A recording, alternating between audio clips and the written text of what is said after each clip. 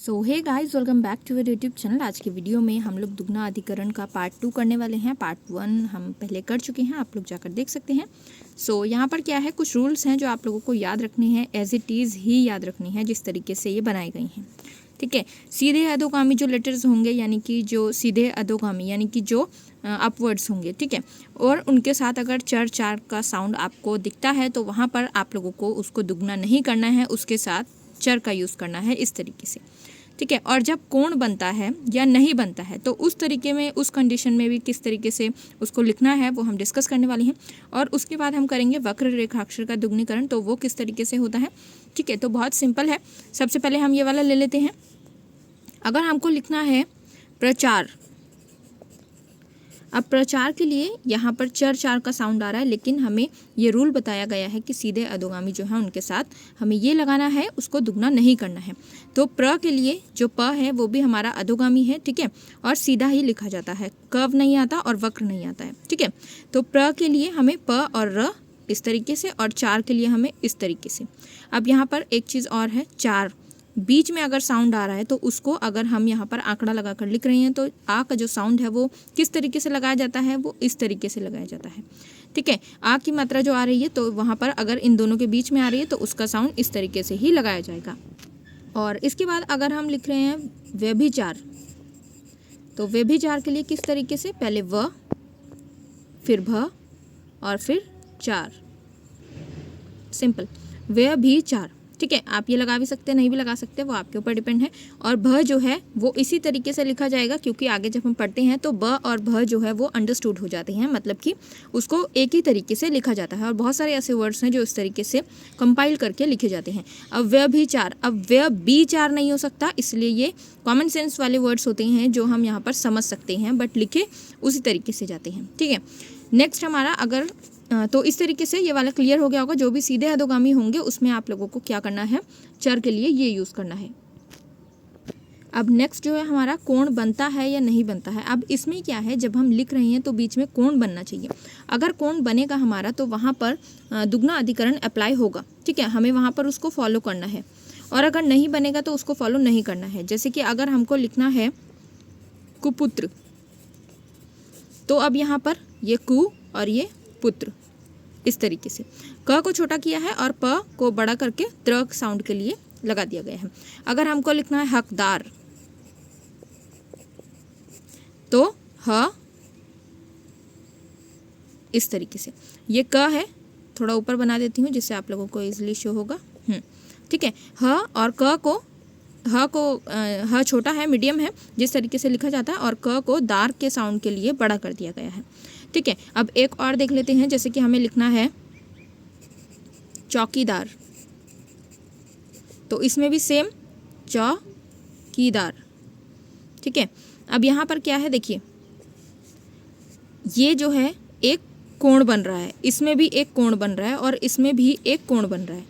ठीक है, इस तरीके से अगर हमारा यहाँ पर बनेगा तो हमें वहाँ पर ये रूल अप्लाई करना है कि वहाँ पर उसको दुगना करना है। ठीक है, तो कोई भी लेटर हो जहाँ पर इस तरीके से कोण बनता है वहाँ पर उसको दुगना किया जाएगा, ये एक रूल है, तो आप लोगों को इस तरीके से समझना है। और अगर कोण नहीं बनेगा, अगर हमको लिखना है कुपुत्र की जगह सिर्फ पुत्र लिखना है, तो उसको हम इस तरीके से नहीं लिखेंगे। ठीक है, ऐसे नहीं आएगा, ना इधर और ना ही ये, दुगना नहीं होगा। उसको हम सिर्फ किस तरीके से लिखेंगे, इस तरीके से, ये है पुत्र। ठीक है, अब इसमें कोई भी कोण नहीं बन रहा है इस तरीके का, ना इस तरीके का, कुछ भी कोण नहीं बन रहा है, इसलिए इसको पूरा लिखा गया है। और अगर हमको लिखना है चित्र, तो वो भी इसी तरीके से आएगा, ये ची और ये त्र, चित्र। ठीक है, तो बहुत सिंपल है, कुछ भी इसमें कन्फ्यूजन नहीं है। तो अगर हमारा जो वक्र वाला देखा जाता है तो वो किस तरीके से होगा, पहले तो ये है कि जो साउंड हम पहले करके आए हैं उन्हीं साउंड के लिए इनको भी डबल किया जाएगा। तो किस तरीके से होगा, अगर हमको लिखना है मित्र, तो मित्र में लास्ट में त र के साउंड के लिए म को डबल किया जाएगा, जो कि इस तरीके से होगा, मित्र। ठीक है, अगर हमको लिखना है फिटर, तो किस तरीके से होगा, फ को डबल किया जाएगा ट र के साउंड के लिए। अगर हमको लिखना है ऑर्डर, तो किस तरीके से होगा, अ को डबल किया जाएगा, र को डबल किया जाएगा। ठीक है, ऑर्डर। अब ये इस र को डबल किया गया है इन दोनों के लिए।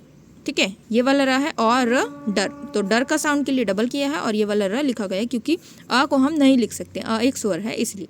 ओके, तो अब एक और जैसे कि हम यहाँ पर देख लेते हैं इंकार। ठीक है, इस तरीके से ले सकते हैं या पूरा लिख सकते हैं। तो अब इसके लिए ई एक साउंड है तो बचा है न, और कार के लिए उसको पूरा लिखा जाएगा जैसे कि ई न और कार, इन कार। ठीक है, इसी तरीके से हम ले सकते हैं सुंदर। तो सुंदर को भी किस तरीके लिखा जाएगा, ये सु और न और दर, दर के लिए पूरा लिखा गया है, न को बड़ा कर दिया गया और स जो है वो वृत्त में आ गया है। ठीक है, तो अब हम करने वाले हैं रेखाक्षर ल।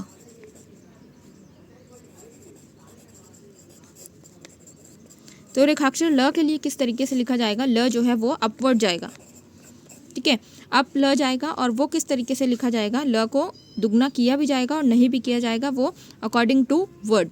जैसे कि अभी हमको लिखना है लिटर, तो यहाँ पर ये ल को दुगना किया गया है। ठीक है, अगर हमको लिखना है लतर तो उसमें भी ल को दुगना किया गया है। ठीक है, लेकिन अगर हमको लिखना है लीडर तो उसमें ल को दुगना नहीं किया गया है, उसमें सिंपल ली और डर, लीडर। अगर हमको लिखना है लेदर तो उसमें भी सेम वही है, ये ले और ये दर, लेदर। तो अब यहाँ पर दो कंडीशन है, आप लोग देख सकते हैं। ल अगर अकेला आ रहा है तो उसके साथ कोई भी अगर दूसरा रेखाक्षर नहीं आ रहा है, दूसरा लेटर नहीं आ रहा है तो उसको हम दुगना कर देंगे। लेकिन अगर ल के साथ कुछ और भी आ रहा है, जैसे कि कोई भी इसमें आंकड़ा नहीं है, कोई भी इसमें वृत्त नहीं है, तो इस तरीके से ही ल को डबल किया जाएगा। और एक चीज़ और यहाँ पर समझनी है, तर या फिर टर, इनके अकॉर्डिंग। ठीक है, तर तार या टर टार की अगर ध्वनि आती है तो वहाँ पर ल डबल होगा। अगर इसके अलावा डर या दर की आती है या डार या दार की आती है तो वहाँ पर डबल नहीं होगा। ठीक है, ये जब आप लिखेंगे, अभी सुनने में थोड़ा कन्फ्यूजन लग सकता है, बट अगर जब आप लिखेंगे, उसको प्रैक्टिस करेंगे तो वो बहुत सिंपल हो जाता है। ठीक है, तो और एक और बात ध्यान में रखनी है आप लोगों को, ये रूल क्या है, तभी अप्लाई होगा जब ल स्टार्टिंग में आ रहा है। इन सब में ल स्टार्टिंग में आ रहा है तो तभी ये रूल अप्लाई हो रहा है। अगर ल बीच में आएगा तो वो सभी साउंड्स के लिए, इनके लिए भी सभी के लिए लॉन्ग हो सकता है। जैसे कि अगर हमको लिखना है फूलदार, ठीक है, तो इसमें ल आ रहा है लेकिन स्टार्टिंग में नहीं आ रहा, तो हम इसको इस तरीके से लिखेंगे। ठीक है, तो अब यहाँ पर फूल लिखा है और दार के साउंड के लिए ल को ही डबल किया गया है, तो यहाँ पर ल स्टार्टिंग में नहीं है, इसलिए ये रूल अप्लाई नहीं होगा। इसके लिए एक नया रूल है। और जैसे कि अगर हमको लिखना है होल्डर, तो यहाँ पर भी ये हो और ये ल को डर के लिए बड़ा कर दिया गया है, और जो ल का ह का साउंड है वो यहाँ पर लगाया गया है क्योंकि वो पहले लगाया जाता है।